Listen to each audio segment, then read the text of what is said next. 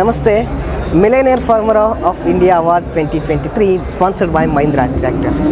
ಇವತ್ತು ಇನ್ನೊಬ್ಬರು ವಿಶೇಷ ರೈತರು ನಮ್ಮ ಜೊತೆ ಇದ್ದಾರೆ. ಅವರು ಸಮಗ್ರ ಕೃಷಿಯಲ್ಲಿ ತಮ್ಮನ್ನು ಗುರುತಿಸಿಕೊಂಡಿದ್ದಾರೆ. ಅವರಿಗೂ ಕೂಡ millionaire farmer of India 2023 award ಸಿಕ್ಕಿದೆ. ಅವರು ನನ್ನ ಜೊತೆ ಇದ್ದಾರೆ, ಅವ್ರನ್ನ ಮಾತಾಡಿಸ್ತಾ ಹೋಗ್ತೇನೆ. ಸರ್ ನಮಸ್ತೆ. ಮೊದಲನೇದಾಗಿ ತಮಗೆ ಹಾರ್ದಿಕವಾದ ಅಭಿನಂದನೆಗಳು ಸರ್. ತುಂಬ ಥ್ಯಾಂಕ್ ಯು ಸರ್. ಎಲ್ಲಿಂದ ಬಂದಿದ್ರಿ ಸರ್? ಸರ್ ನಾವು ಕರ್ನಾಟಕದಿಂದ ಬಂದಿದ್ವಿ, ನ್ಯೂ ಡೆಲ್ಲಿಗೆ ಬಂದಿದ್ವಿ. ಕರ್ನಾಟಕ ಚಿತ್ರದುರ್ಗ ಡಿಸ್ಟಿಕ್ ಚಳ್ಳಕೆರೆ ತಾಲ್ಲೂಕು ಪರಶುರಾಮಪುರ ಹೋಬಳಿಯ ಗೋಸಿಕೆರೆ ಗ್ರಾಮದ ಪ್ರಗತಿಪರ ರೈತ ಆದಂಥ ಎಂ ರಾಜಣ್ಣ ಅಂತಂದೇಳಿ.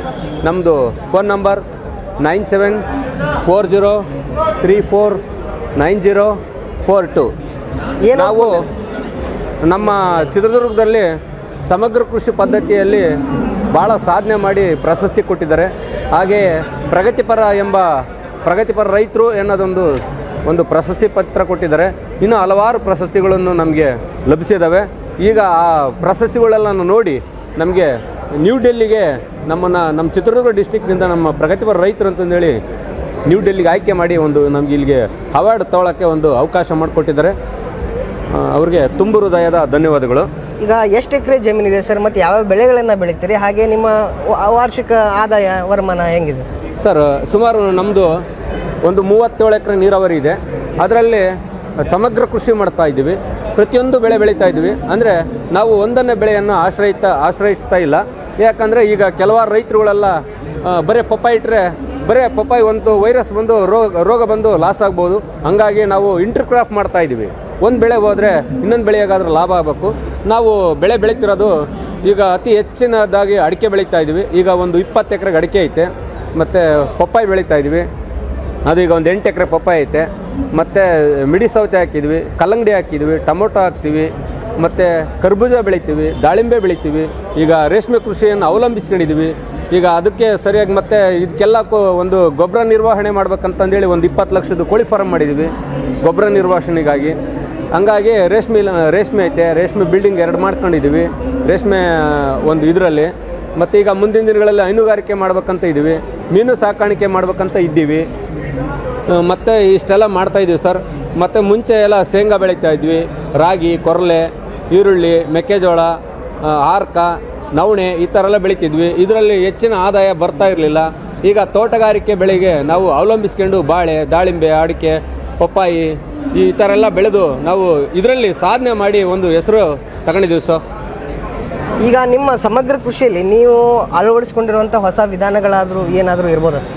ಹಾಂ ಸರ್, ಈಗ ಅಳವಡಿಸ್ಕೊಂಡಿದ್ದೀವಿ ಸರ್. ಈಗ ನಾವು ನಮ್ಮ ಭಾಗದಲ್ಲಿ ಈಗ ವೇದಾವತಿ ನದಿ ಹರಿಯುವುದರಿಂದ ಅದರಲ್ಲಿ ನಮ್ಮ ಚಳ್ಳಕೆರೆ ತಾಲೂಕಿನೆಲ್ಲ ಹಾಲಿ ಶಾಸಕರಾದಂಥ ರಘುಮೂರ್ತಿ ಅವರು ನಮಗೆ ವೇದಾವತಿ ನದಿಗೆ ನೀರು ಬಿಟ್ಟು ಬಿಡಿಸ್ಕಮ್ ಬ್ಯಾರೇಜ್ ಮಾಡಿದ್ದಾರೆ. ಅದರಿಂದ ಯಥೇಚ್ಛವಾಗಿ ಅಂತರ್ಜಲ ಇಂಪ್ರೂವ್ಮೆಂಟ್ ಆಗಿ ಅಲ್ಲಿ ಹೆಕ್ಟೇರು ಭಾಳ 100 ಹೆಕ್ಟೇರ್ ಗಟ್ಟಲೆ ಅಲ್ಲಿ ಅಡಿಕೆ ನಾಟಿ ಮಾಡಿದ್ದಾರೆ. ಈಗ ಮಲೆನಾಡು ಆಗ ಒಂದು ಚಾನ್ಸಸ್ಸು ನಮ್ಮ ಚಳ್ಳಕೆರೆ ತಾಲೂಕಿಗೆ ಬಂದೇ ಬರುತ್ತೆ. ಈಗ ಅಲ್ಲಿ ಬಂದಿದೆ. ಕೃಷಿಕರಿಗೆ ಏನು ಹೇಳಕ್ಕೆ ಇಷ್ಟಪಡ್ತೀರಿ ಸರ್? ಈಗ ನೀವು ಕೂಡ ಒಬ್ಬ ಮಿಲೇನಿಯರ್ ಫಾರ್ಮರು. ಈಗ ಸಾಕಷ್ಟು ನಮ್ಮ ಉದ್ದೇಶ ಎಲ್ಲ ರೈತರು ಕೂಡ ಮಿಲೇನಿಯರ್ ರೈತರಾಗಬೇಕನ್ನೋ ಉದ್ದೇಶದಿಂದ ನೀವು ಮಿಲೇನಿಯರ್ ರೈತರಾಗೋ ನಿಟ್ಟಿನಲ್ಲಿ ಏನು ಸಂದೇಶ ಕೊಡೋಕ್ಕೆ ಇಷ್ಟಪಡ್ತೀರಿ ಸರ್? ಸರ್, ಈಗಿನ ಯುವಕರು ಮೊಬೈಲು ಸ್ವಲ್ಪ ಅವಾಯ್ಡ್ ಕಮ್ಮಿ ಮಾಡಿಬಿಟ್ಟು ಕೃಷಿಯಲ್ಲಿ ತೊಡಗಿಸ್ಕೊಂಡ್ರೆ ನಮ್ಮ ಥರ ಇನ್ನೂ ಮುಂದುವರಿಬೋದು. ಇದರಲ್ಲಿ ಈಗ ಯುವಕರು ಹೇಳ್ತಾರೆ ಬರೀ ಮೊಬೈಲ್ ಇಟ್ಕೊಂಡು ಸುಮ್ಮನೆ ಕೂತ್ಕೊಂಡ್ರೆ ಏನು ಸಾಧನೆ ಮಾಡೋಕ್ಕಾಗಲ್ಲ. ಹಾಗಾಗಿ ಈಗ ಕೃಷಿಯನ್ನು ಮಾಡಿದರೆ ಖುಷಿ ಕಾಣ್ಬೋದು. ಕೃಷಿ ಮಾಡಬೇಕು, ಖುಷಿ ಕಾಣಬೇಕು. ನಮ್ಮನ್ನು ಯಾರು ಏನು ಮಾಡೋಕ್ಕಾಗಲ್ಲ. ನಾವೇ ದೇಶದ ಬೆನ್ನೆಲುಬು ಅಂದರೆ ರೈತರ ದೇಶದ ಬೆನ್ನೆಲುಬು ಅಂತ ಕರೀತಾರೆ. ಮತ್ತು ನಮ್ಮ ಸಮಾನ ಯಾರೂ ಇಲ್ಲ. ನಾವು ಯಾರ ಕೈ ಕೆಳಗೂ ನಾವು ಬಾಳಂಗಿಲ್ಲ. ನಾವೇ ರಾಜರು, ನಾವೇ ದೋರಿಗಳಿದ್ದಂಗೆ. ನಮಗೆ ಯಾರು ಅಡೆತಡೆ ಇಲ್ಲ. ಒಂದು ವಾರ ನಾವು ಮನೆ ಕಂಡ್ರು ನಾವು ಒಂದು ವಾರ ಎಲ್ಲನೂ ಹೋದ್ರೂ ನಮ್ಮನ್ನು ಯಾರೂ ಕೇಳಲ್ಲ. ಈಗ ಅಪ್ಸಿಯಲ್ಲಾದರೆ ಅವ್ರಿಗೆ ಮೇಲಧಿಕಾರಿಗಳು ಒಂದು ಟಾರ್ಚರ್ ಕೊಡ್ತಾರೆ. ಎಲ್ಲೋಗಿದ್ದೆ, 1 ದಿವಸ ರಜೆ ಹಾಕಿದೆಯಾ, 3 ದಿವಸ ರಜೆ ಹಾಕಿದೆಯಾ ಅಂತ ಅವ್ರಿಗೆ ಟಾರ್ಚರ್ ಕೊಡ್ತಾರೆ. ನಾವು ರೈತರು, ನಮ್ಗೆ ಯಾರು ಟಾರ್ಚರ್ ಕೊಡಲ್ಲ. ನಮ್ಮ ಸಮಾನ ಯಾರೂ ಇಲ್ಲ. ನಾವೇ ದೊರೆಗಳಿದ್ದಂಗೆ, ನಾವೇ ರಾಜರಿದ್ದಂಗೆ.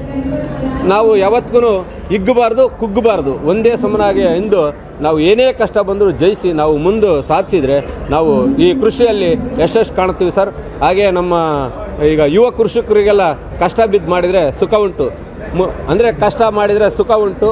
ಮಾಡಿದಷ್ಟು ನೀಡಿ ಭಿಕ್ಷೆ ಅನ್ನೋ ಒಂದು ನಮ್ಮ ನಾಯಕನಹಟ್ಟಿ ತಿಪ್ಪೇಸ್ವಾಮಿ ಅವರು ಮಾಡಿದಷ್ಟು ನೀಡಿ ಭಿಕ್ಷೆ.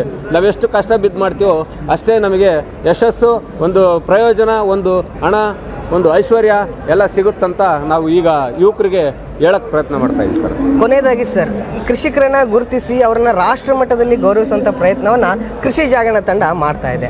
ಈ ಒಂದು ಪ್ರಯತ್ನಕ್ಕೆ ಏನು ಹೇಳಕ್ಕೆ ಇಷ್ಟಪಡ್ತೀರಿ ಸರ್? ಅವ್ರಿಗೆ ನಮಗೆ ತುಂಬು ಹೃದಯ ಧನ್ಯವಾದಗಳು ಸರ್. ನಮಗೆ ನಾವು ಎಲ್ಲೋ ಒಂದು ಹಳ್ಳಿಯಲ್ಲಿ ಹುಟ್ಟಿ ಸಮಗ್ರ ಕೃಷಿ ಮಾಡ್ಕೊಂಡಿದ್ವಿ. ನಮ್ಮನ್ನು ತಾಲೂಕು ಲೆವೆಲಿಗೆ ತಂದು ಅಲ್ಲಿ ಸಮಗ್ರ ಕೃಷಿ ಪದ್ಧತಿ ಅಂತಂದೇಳಿ ಒಂದು ಅವಾರ್ಡ್ ಕೊಟ್ಟರು, ಪ್ರಗತಿಪರ ರೈತರು ಅಂತಂದೇಳಿ ಹೋಬಳಿ ಮಟ್ಟದಲ್ಲಿ ಅವಾರ್ಡ್ ಕೊಟ್ಟರು.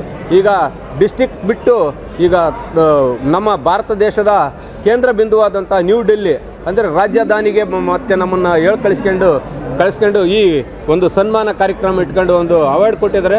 ಅವರಿಗೆ ತುಂಬು ಹೃದಯದ ಧನ್ಯವಾದಗಳು ಹೇಳ್ತಾ ಇದ್ವಿ. ಇವತ್ತು ಖುಷಿ ಕಂಡಿದ್ವಿ. ನಮಗೆ ಖುಷಿ ಇವತ್ತು ಕಂಡಂಥ ಖುಷಿ ಇನ್ನು ಜೀವನದಾಗ ಎಂದೂ ಕಂಡಿಲ್ಲ.